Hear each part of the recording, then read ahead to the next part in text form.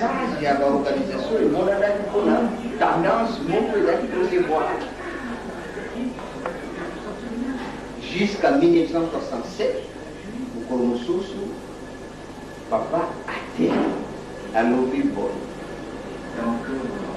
Nasengi pardon na batata na bama na nkamba papa kutapana papa papa leki asuke liboso kuye mdali kuye ngomba ngomba non suivant effectivement on ne comprenait pas mais on savait qu'il y avait quelque chose. Oui, Ajumaloba, Asengi pardon ba maman na batata bokabo biso de bokabo la biso de ba maman na batata biso bisa tozali bana tata Simoni Kimba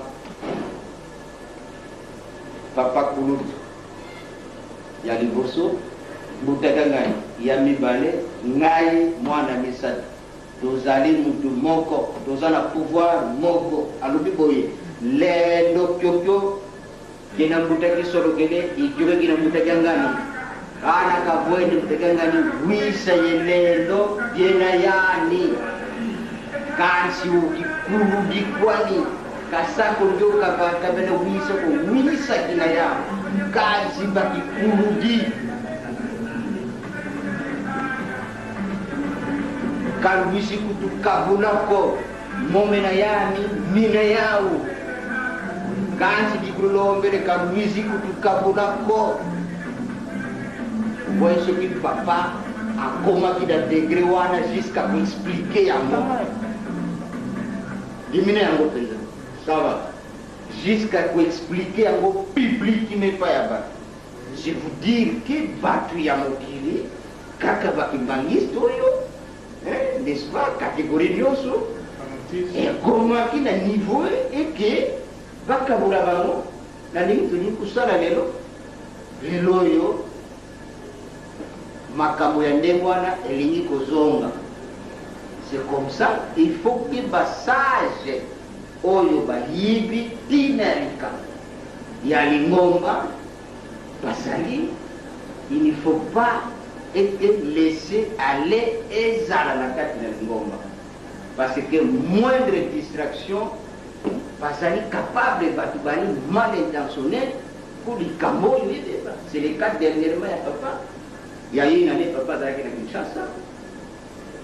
Mais avant qu'elle c'était juste après le mariage de ma petite sœur Solange. Avant, à Zonganakamba, à Bengisa qui lui sauvana. Ayebisi biso et que na bengi bino parce que ça c'est un secret pour un papa qui donnait un conseil, nous l'a compris, ce que papa voulait dire, parce qu'il y a des gens mal intentionnés. Bazali mal intentionnés, oyo ba échec, le gola, barobi sato, physiquement les bazalaki présent, balonga kiti, pour ça m'a désordre dans la carte de l'ingomba, faire n'importe quoi, parce que Bazaraki ini, ok, n'a papa pour alobi, qu'elle n'a pas balé, ok, n'a pas balé à Koloba, qu'elle n'a pas bamba, ok, n'a pas bamba à Koloba, papa lé à l'obini, ok, n'a pas balé à Koloba, papa Koukoulou à l'obini, alors na tangoana. Moyen qui ça m'a il y a des autres influences et ça l'a quitté. C'est difficile. Alors, c'est un échec pour tous ces gens-là au Burkina Faso. Il y a côté désordre d'abord, la famille, et dès aujourd'hui, pas une abîme. Vous voyez comment ça dit ça, papa Ningolo. Et que ce soit, nous sommes là pour la vie sauvage, les enfants. Parce que, comment on a employé si manayo aye bisio lika. Les raisons y bisio likambo. Yo vérifié yango. Ole otala yango. Directement on mimi. Entre temps y batté. Pourquoi ça vous y bisio likambo? Pourquoi ça vous poussez au sala likambo?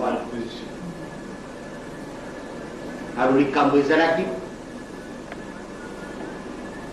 capacité, allait et comme il passe, les Camboueringue bimate, allait bimi, na kumbu na bino. Alors, na lingue les Cambouyendengue wanate, biso kutozalaki soki, vous voyez, biso le Cambou, faut que tout le monde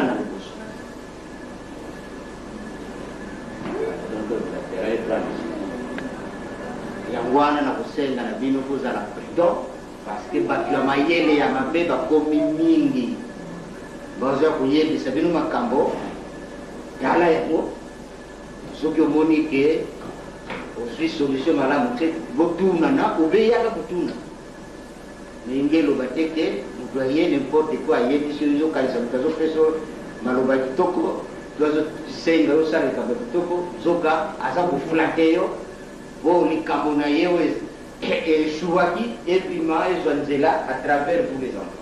Voilà comment papa a dit ça. Donc c'est dire que papa nous rappelle à la sagesse et qu'on n'est pas permis de faire n'importe quoi. Et c'est vrai aujourd'hui, nous sommes les enfants, parce que nous allons jusqu'aujourd'hui, papa va aller au salon.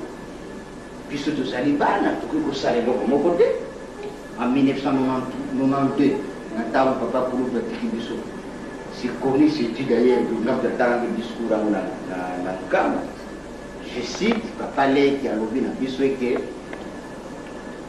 Binobana, lobby, papa Kout, Bayambaki,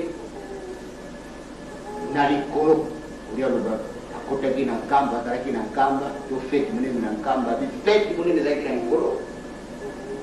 Pambate, papa Sibu Kimba, Koroina, Tatan Zambe, mais à côté, maman Mouinou, Bazarakida, Puta Soroke. Mais Bino Bana Nabiso, Bilamba, Moutaki Soroke, la lame, à l'ataki, Réo, il y a 100 mètres. Vous n'allez pas vous approcher. Ah, n'allez vous asseoir là-bas. Réo, il y a 100 mètres, Bokozik. Si déjà, papa, il dit que Réo, il y a 100 mètres, Bino Bana, ce qui est niveau la Biso Bana. Papa a beau dire que papa se redonne. Bon mourir à 100 mètres de zik. Qu'est-ce qu'il a veut dire? Spirituellement, qu'est-ce qu'il a veut dire? C'est-à-dire, Tata Zali différent à Bissou. C'est spirituel. Il y a un papa, il y a un enfant. C'est ça la différence. Dieu le Père, Dieu le Fils, Dieu le Saint-Esprit. Et c'est pour cela qu'il est le Dieu, mais il y a le Fils et il y a le Saint-Esprit. Et c'est comme ça que Tanzambe a tiré une colonie. Et c'est comme ça que Koloyesu a tiré cette Simone Kimba. Et c'est comme ça que Simone Kimba a tiré à papa jusqu'aujourd'hui. C'est papa Simone Kimba qui demande au papa de faire. Alors voilà cette gradation spirituelle qu'il faut suivre. Tu ne peux pas venir dire à sa aujourd'hui. Ah, papa Zako, Yozan pour papa. Ah non, si tu dis ça, je te chasse. Il ne faut pas me faire crier. Ça, je vous dis. Et que quand vous venez, oh, papa, Yozan Nzambe, Ozani papa, ah, du point de vue forme parce que nous sommes la croix de transmission pour vous faciliter. Mais la dimension que papa a, je n'ai pas cette dimension spirituelle. Et c'est pourquoi je m'agenouille. Devant papa, je dois m'agenouiller. Et c'est comme ça, papa, le papa devant l'air, papa Simon Kimba, il s'agit. C'est comme ça. Et c'est comme ça, papa Simon Kimba, il disait toujours à la masse, il est comme Foumou Kanter. Mais si papa Simon Kimba va dire, il est comme Foumou Kanter. Et comment vous allez confondre les choses sur cette dimension-là où les gens ne savent pas chosifier. Faire cette différence, cette nuance-là, cette capacité doit être une réalité où les gens ne vont pas confondre les choses. Attention. Donc, moi, à Lubumbashi, quelqu'un allait créer un incident spirituel grave où j'ai toujours pris ça à témoin, demandé à toute la délégation qui avait accompagné Papa Léti à Lubumbashi, demandé à tout celui-là qui était à Lubumbashi et la cassette existe. Papa aza